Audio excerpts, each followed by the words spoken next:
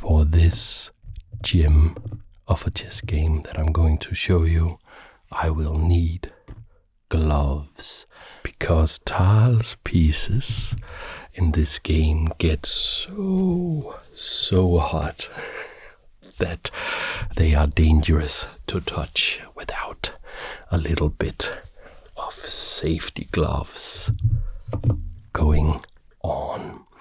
So we are traveling to 1956 in the USSR Championship on the 6th of February in Leningrad, where Mikhail faced Alexander Tolush. And let's take a look at how the magician from Riga just plays the most mad chess game you will ever see. He kicks off the game with pawn to e4. So the first move is just standard, and we see the Sicilian defense with c5. Standard development, knight f3, nothing too crazy happening just yet, but wait, it will get even by Tal standards absolutely insane. Okay, so we get d4, which signifies the open Sicilian, which is just to Tal's liking, because the more open the game is, the more lines of attack there will be. Pawn on c5 takes. On d4, the knight will jump in and recapture like so. And how will Tolush try to undermine this very nice center? He puts out the knight to f6 with an immediate attack. I'm looking at you on the pawn here on e4. That is immediately defended. Knight coming to c3, defending nicely the pawn.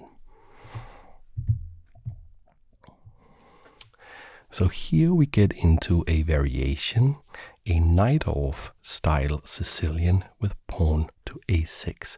So what is that about? It is about this knight not being allowed to come here. But Tal has some special ideas with these knights, and he will put out this bishop to g5 with an attack on this knight so that he can chop it off whenever he wants to. We then see pawn to e6, and notice that with the pawn back here, the knight could actually move.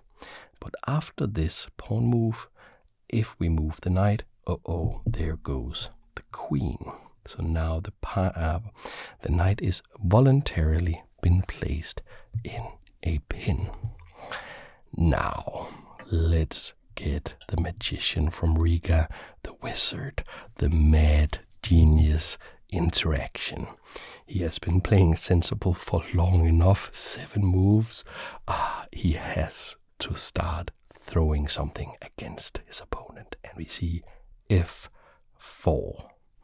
Bit of a risky move, bit of a double-edged move, but it is just staking a lot of claim here all over the board.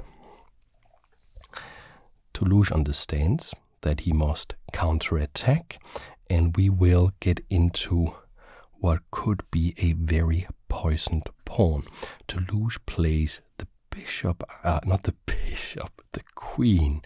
You're not a bishop, you're a powerful queen. Coming here to b6 with an attack on the knight. The knight is defended, but if the queen moves, the knight could be vulnerable. But also here on the poisoned pawn on b2, will that be allowed to be captured, and how poisoned is it? Well, queen to d2 is Tal's choice here, allowing the queen to come in and capture the pawn on b2. Is that what will happen? Would you dare, against an attacking maniac, to play this move? capture a pawn, like so, exposing your queen to all sorts of attacks after queen takes b2, rook to b1 with an attack on the queen, you won a measly pawn. But now your queen is being chased. Well, if your answer was yes, you would do that, then you're playing good chess, because this is, according to modern chess analysis, the best move. But wow, you have to be precise. So queen slides back here to the only safe square on a3. And now Tal is saying, I will be boring and I will move the bishop so I can castle. No, that's not what he's saying. He actually very often castle early in the game, but now he's just pushing the gas pedal to the floor, pedal to the metal, and playing pawn to e5, saying, this is attacked, you must react. Something is attacked, you must react. And Tolush says, well, it's okay. Pawn takes pawn. No problem. I have all these pawns here. But pawn takes pawn again. And the knight now really is attacked. There's no way we can capture this pawn. So what will we do? We will probably have to move the knight. But we can, and we move it surprisingly to d7. So we can move the knight now because the queen is over here, no longer pinned to the knight.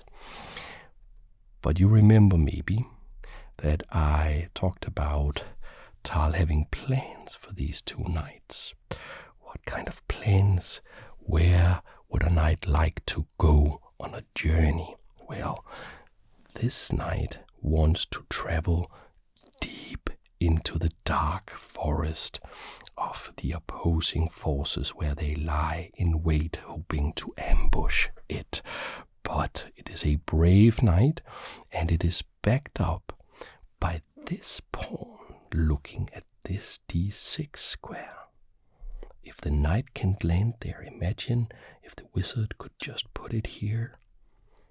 Wow, he would have to capture here and get this pawn so close to the king, he would almost certainly be losing right away. So how to get there? Well, we count backwards. We could go from here, but Tolush already blocked that.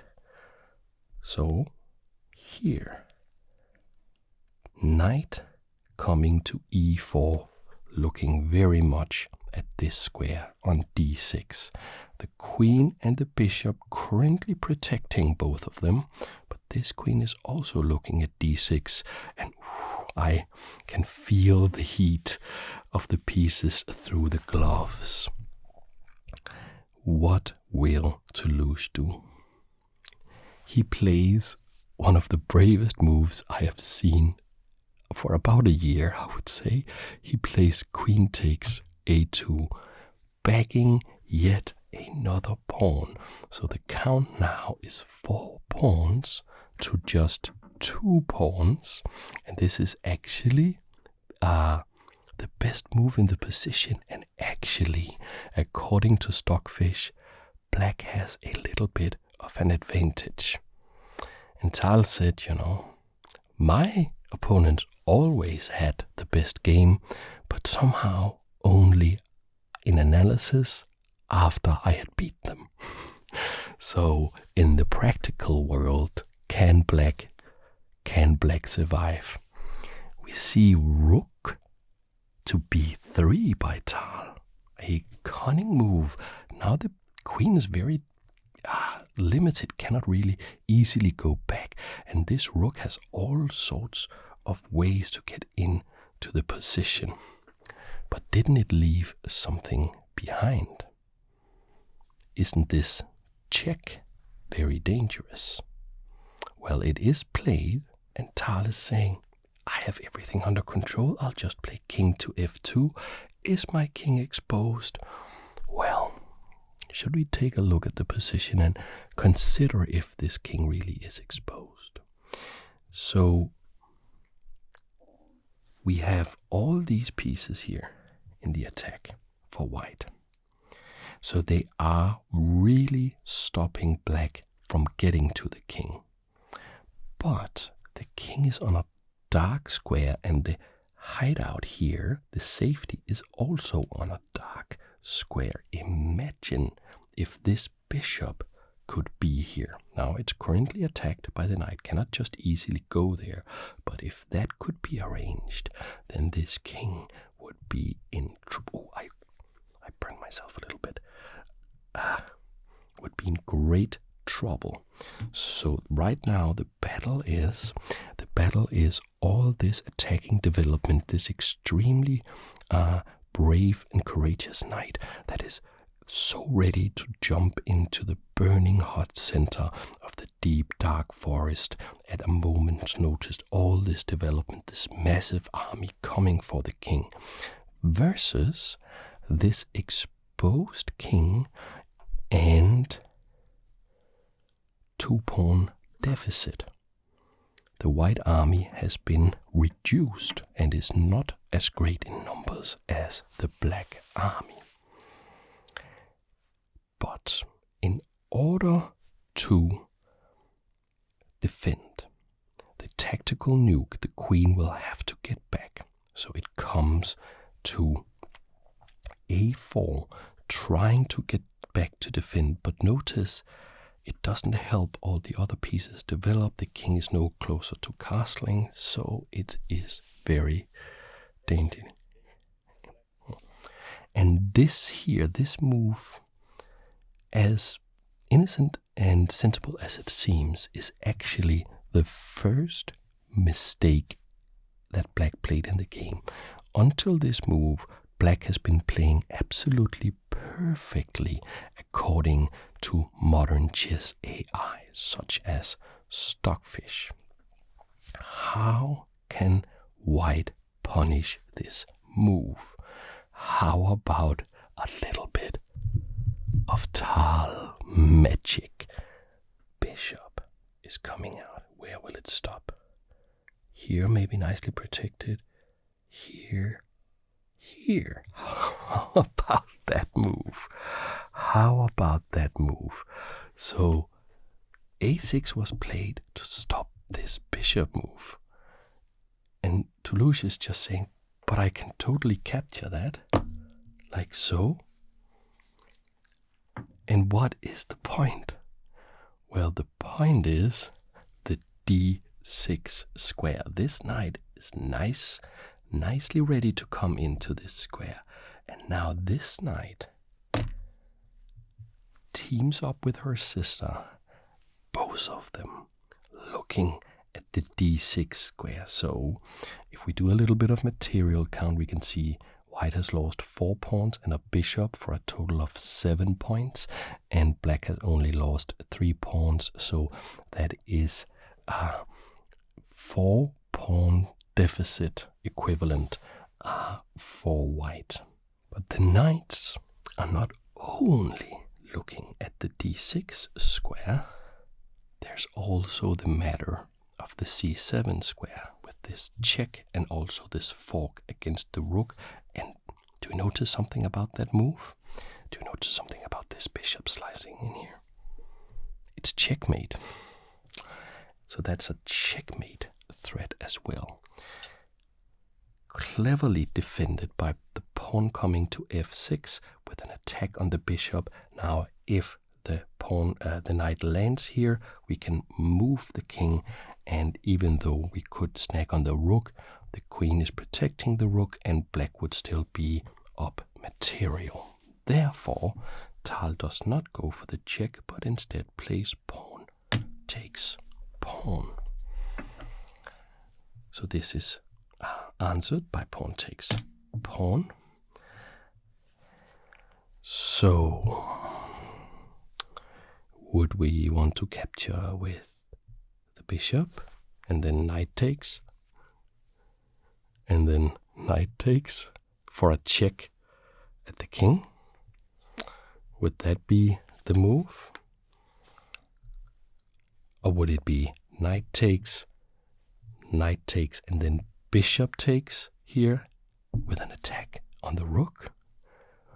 Or would it be the case that Tal says, oh, you can take the bishop, I'll just protect this knight from the attack on the queen, and I will play this little move here, rook coming to e1 with defense of the knight. Now Tolush knew better than to capture the bishop. If he had played this, then this check, the king goes somewhere. If you go up here, then this knight will move, for instance, here with an attack against the queen, and rook takes here, or like this is just all falling apart.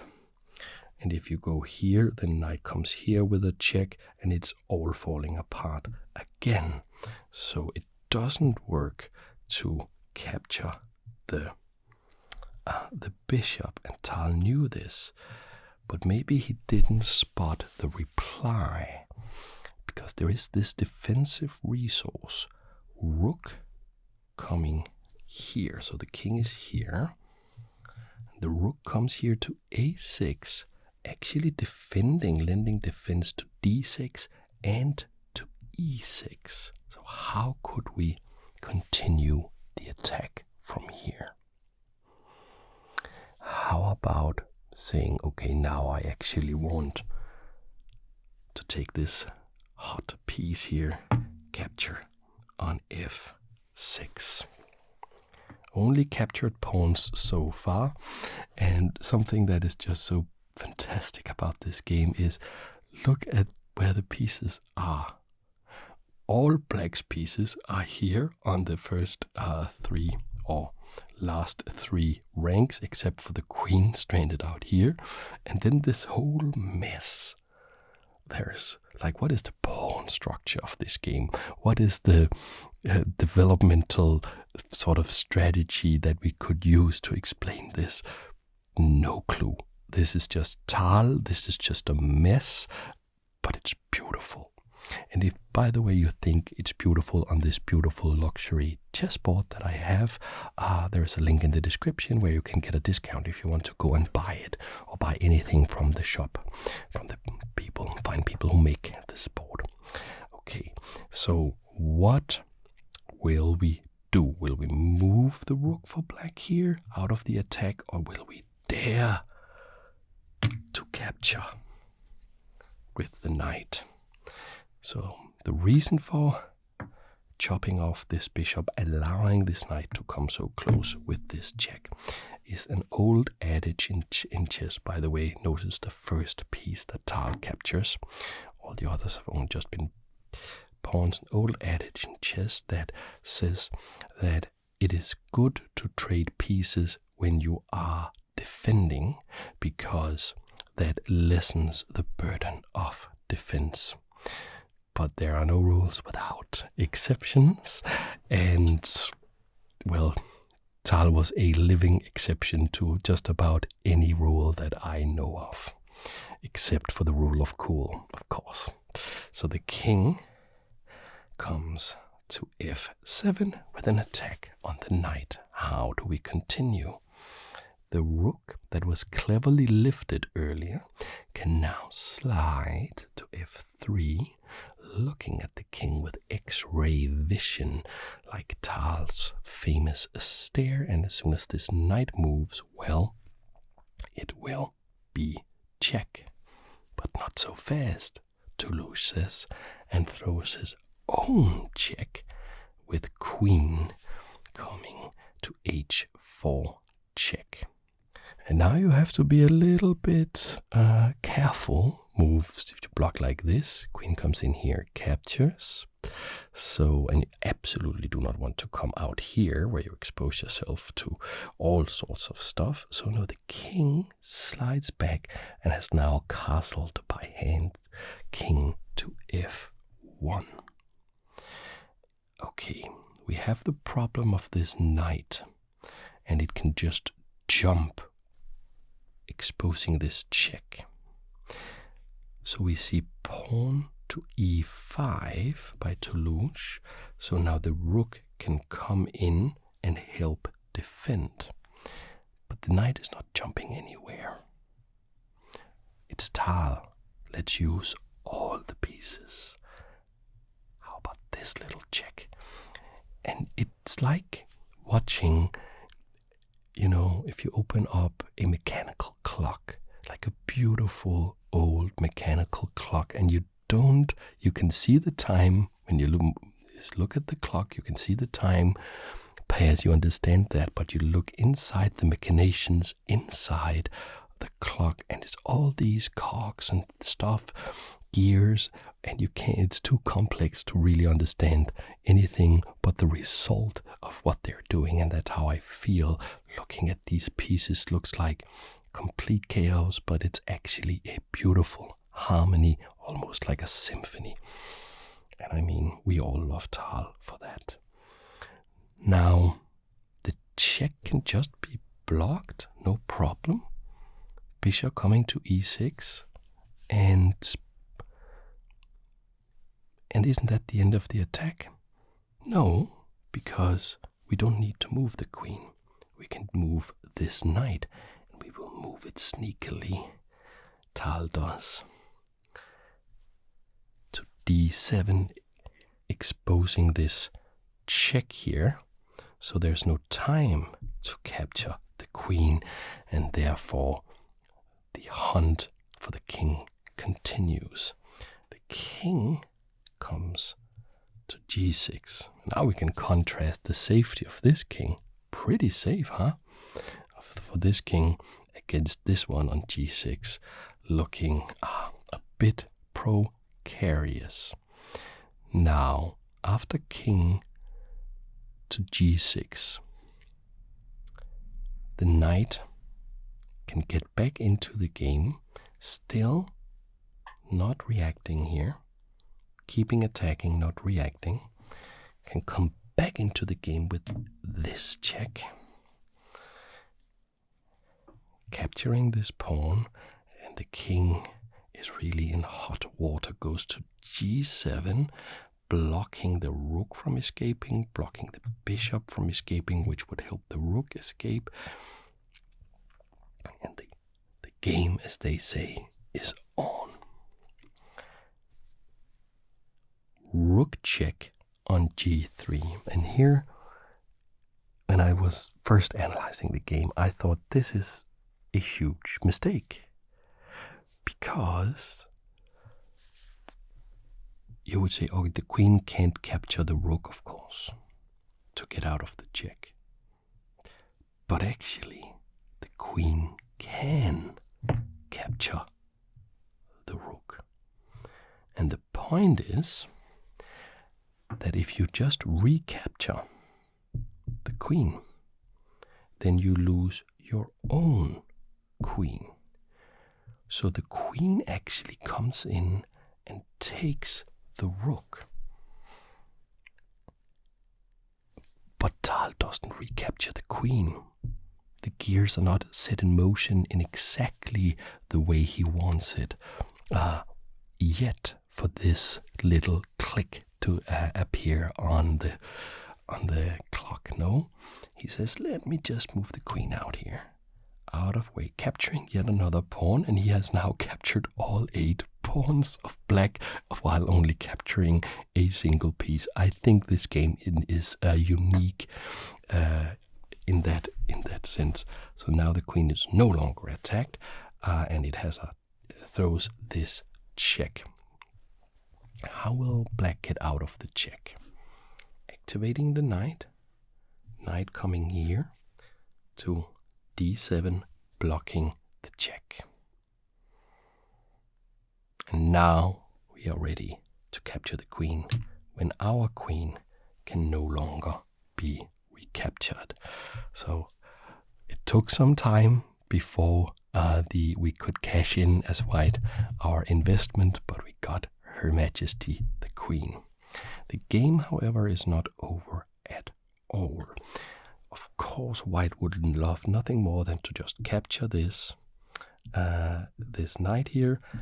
Bishop takes and then queen takes. It's attacked twice and only defended once. But there is this knight that may be a little precarious in its position. So Tolush slides the rook over to b6, protected by the knight with an attack on the queen and on the knight. The queen says, okay, we can't fire the gun just yet, so we slide out of the way, coming to c7. And now what? Now what? So we are so close to the end of the game. This rook is not in the game. This bishop is not in the game. If they were, it could be defensible. So how will the game end? Let's take a look. The bishop slides out here. So it looks like there's a beautiful construction going over here.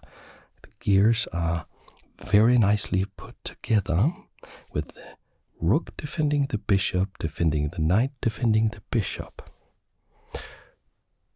But it's a one single point of failure situation, and Tal realizes this and plays knight takes knight. Second knight falls, the gear holding everything together. And what could you possibly do now? What could you possibly do now? Well, it looks like it was actually a huge mistake by Tal.